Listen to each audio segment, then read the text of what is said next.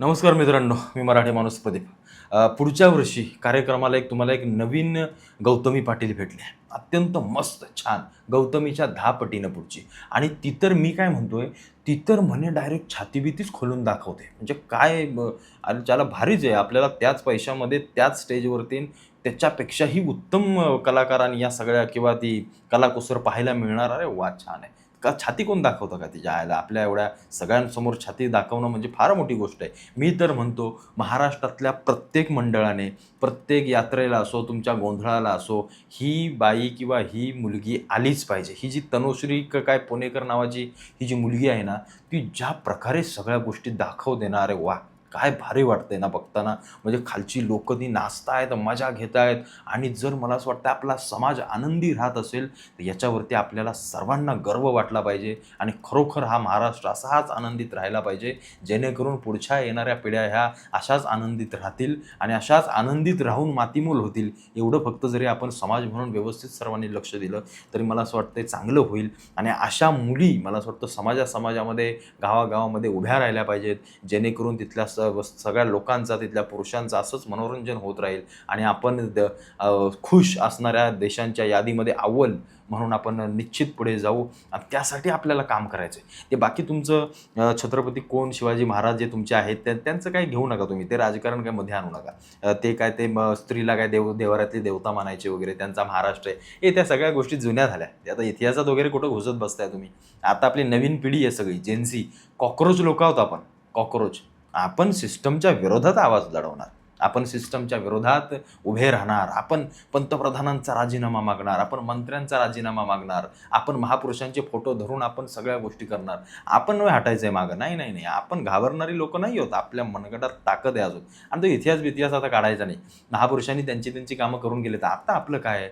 आता मस्तपैकी एखादा आयफोन घ्यायचा, मस्तपैकी पोरी फिरवायच्या, मावा खायचा, गुटखा खायचा, सिगारेट मारायचे, दारू प्यायचं, रात्रभर फिरत बसायचं, पोरी छेडायच्या. आणि मग काय, यात्रा येत आहेत, गोंधळ येत आहेत, असं बारसं-बिरसं काय इकडचे तिकडचे कार्यक्रम येतात. अशा मुली मस्तपैकी एकदा नाचायला असल्या ना आपल्या स्टेजवरती, मग काय एकदम छानपैकी मागं बसायचं, टेबल खुर्ची लावून, दारू-बिरू घेऊन, चिकन मटण काहीतरी शिजवून खात मस्तपैकी ती जे दाखवते ते बघत बसायचं. ह्याच गोष्टी आपल्याला महाराष्ट्रात करायच्या आहेत ना, ह्याच गोष्टी करायच्या आहेत. म्हणजे एक गोष्ट लक्षात घ्या, जी गौतमी पाटील अशाच पद्धतीची सगळ्या गोष्टी करून मोठी झाली, तिनं फेम मिळवली. आज अगदी अत्यंत काय भाऊ बदमसोबत काय गाणी काय करते, अल्बममध्ये काय नाचते, काय चित्रपटांमध्ये काय तिला ॲक्टिंग करायला सगळ्या गोष्टी मिळत आहेत. मुख्यमंत्र्यांच्या कार्यक्रमांमध्ये, अगदी मंत्र्या-बिंत्र्यांच्या कार्यक्रमांमध्ये ही बाई जाते. कुठं नेऊन ठेवलाय महाराष्ट्र माझा? लाज वाटली पाहिजे आपल्याला या सगळ्या गोष्टी करताना. लाज वाटली पाहिजे. आपली लायकी नाही आहे हरामखोरांनो, आपली लायकी नाही आहे. आपण छत्रपती शिवाजी महाराजांच्या राज्यात राहण्याची आपली तरी लायकीच नाही आहे. खरंच लायकी नाही आहे. आपल्या मुलींना काय वाटतं माहिती आहे का? शरीर फक्त आपल्याकडेच आहे. बाकी सगळ्या जगातल्या बाया फक्त सरळ सोट त्यांना देवानं तयार केले. त्यांना बाकी काही नाही आहे. त्या फक्त अशा नुसत्या फक्त माणूस म्हणून उभ्या आहेत. बस बाकी त्यांना काही नाही. जे काय ना, जे आपल्या फक्त ह्या असल्या नाचणारीच्या मुलींनाच आहे सगळ्या गोष्टी. मग आपण सांगायचं की बलात्कार होत आहेत. मग सांगायचं की ज्याला ह्याने कसं आम्हाला छेडलं, याने आमच्या छातीकडे बघितलं, याने आमच्या मागच्या भागाकडे बघितलं, याने आमच्याकडे वाईटच नजर फिरवली, असं कसं काय केलं? मग हा बलात्कार नाही आहे का? जेव्हा उघडपणे छाती फाडून दाखवली जाते, म्हणजे आपल्या हनुमंतरायांनी छाती फाडून भगवान श्रीरामांचं प्रगट दर्शन केलं होतं. तुम्ही छाती दाखवून काय दाखवताय? मासाचा गोळा दाखवताय? कशासाठी? जे खालचे उड्या मारतायत त्यांच्यासाठी. बरं, तुम्ही नाचण्यासाठी किती पैसे घेतले? मी म्हणतो लाखभर रुपये घेतले असतील. अगदीच म्हणतो 2 लाख रुपये घेतले असतील. त्याच्यापुढे काय? पण आम्ही याच लोकांना मोठं करतोय. आमच्या तरुणांना काय पाहिजे? चायनासारखा एखादा देश तिथल्या मुलांना लहानपणापासून काहीतरी इनोव्हेशन करण्याची, त्यांच्यामध्ये शिक्षण घेण्याची एक उर्मी निर्माण करतो. म्हणून आज तिथला प्रत्येक फोन असो आपण चायनामधून आणतोय, गाड्या असो, प्रत्येक ठिकाणी ती पुढे आहेत. का?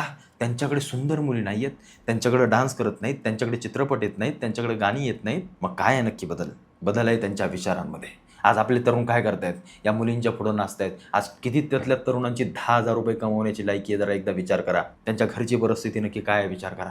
त्यांचं देशासाठी योगदान काय त्यांनी नक्की विचार करा. ते काय नक्की इनोव्हेशन करू शकतात याचा एकदा विचार करा. ते एखादा फोन बनवतायत, एखाद्याने कुठला शोध लावला, एखाद्याने कुठली गाडी बनवली, एखाद्याने काहीतरी तंत्रज्ञान नवीन शोधून काढलंय. काय केलंय त्यांनी? चायचं दुकान टाकले, हॉटेल काढले, बकरी कापण्यासाठी, कोंबडी कापण्यासाठी. आता सध्या तरी महाराष्ट्रात तसलेच उद्योजक तयार होत आहेत. बाकी दुसरे तर काही एवढं दिसत नाहीत. बरं, असतील तरी ते भाताच्या बोटावर बोटावर मोजण्यासारखे आहेत. आपल्याकडे थोडासा पैसा आला की बाया नाचवण्यात आणि या सगळ्या गोष्टी करण्यात आज आपण मोठ्या मोठ्या शहरांमधल्या, पुणे असो, आपल्या पश्चिम महाराष्ट्रातली बरीचशी शहरांच्या आजूबाजूच्या लोकांनी जमिनीच्या जमिनी या बिल्डरांना विकून टाकल्या. आज त्या इमारती, मोठ्या मोठ्या इमारतींमध्ये म्हणजे त्यांनी 10 लाखात घेतलेली जमीन तिथं 100 लाखाचा म्हणजे 1-2 कोटीचा त्यांनी व्यवहार किंवा त्यातून नफा कमवून ती सगळी लोकं मोठी झाली. आपण असाच पैसा या बाया बुगल्यांच्या नादामध्ये उडवून टाकला, फेरून टाकला आणि आज आपली अवस्था मराठी माणसाची अशी आहे. मूर्ख ते नाही आहेत, मूर्ख आपण आहोत. उत्तर प्रदेश आणि बिहारमध्ये अशा बाया नाचवल्या जातात.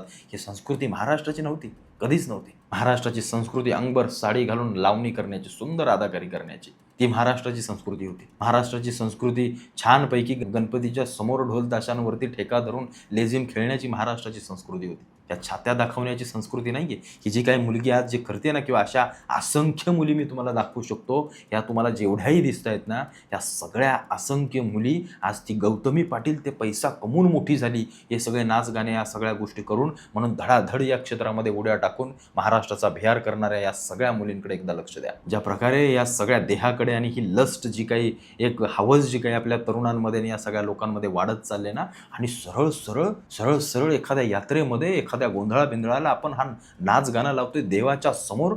देवीचा गोंधळ म्हणजे काय? आपण देवीचा गोंधळ करतो, आई भवानीचा गोंधळ करतो, एका स्त्रीचा आपण गोंधळ करतो, एखाद्या स्त्रीचा आपण पूजा करतो, आणि त्याच स्त्रीच्या अंगातून बनलेली एक स्त्री बाहेर अशा प्रकारचे छात्या दाखवून लोकांना दाखवत असते. आणि तीच देवी म्हणजे आईच्या रूपातली देवी तिथं बसून या सगळ्या गोष्टी पाहत असते.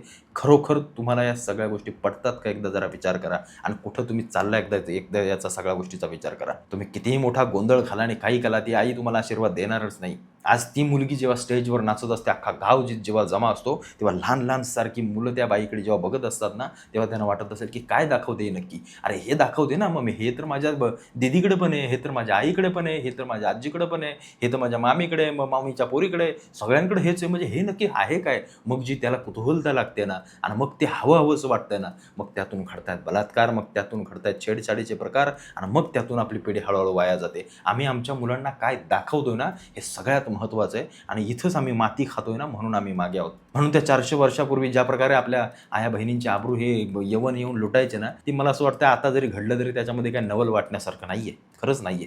आज अनेक चांगल्या स्त्रिया आहेत ज्या समाजामध्ये चांगलं काम करत आहेत, जे खरोखर इनोव्हेशन करतात, एखाद्या कंपनीमध्ये चांगल्या पोझिशनवरती आहेत, चांगलं काहीतरी करतात, एखादी उद्योजकता आहे. अनेक अशा स्त्रिया आहेत. पण अशा काही हरामखोर लोकांमुळं, काही अशा हरामखोर या मुलींमुळं अख्ख्या स्त्री जातीचं नाव खराब होतं. लोकांचा बघण्याचा दृष्टिकोन त्यांच्याकडे बदलतो.